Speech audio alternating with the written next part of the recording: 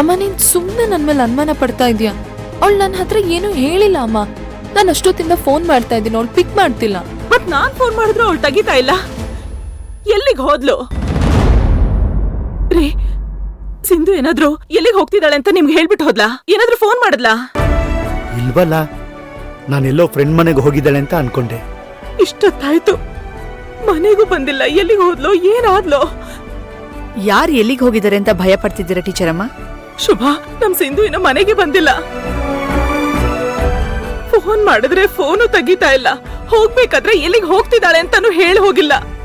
ನಿಜ ಹೇಳ್ಬೇಕು ಅಂತಂದ್ರೆ ನಾವು ನಮ್ಮ ಮಗನ್ ಬಗ್ಗೆ ವಿಚಾರಿಸೋಣ ಅಂತ ಬಂದ್ವಿ ಟೀಚರ್ ಅಮ್ಮ.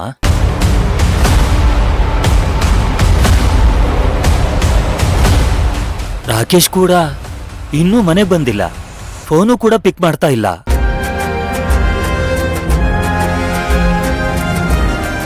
ಅಯ್ಯೋ ದೇವ್ರೆ, ಏನ್ರಿ ಇದು?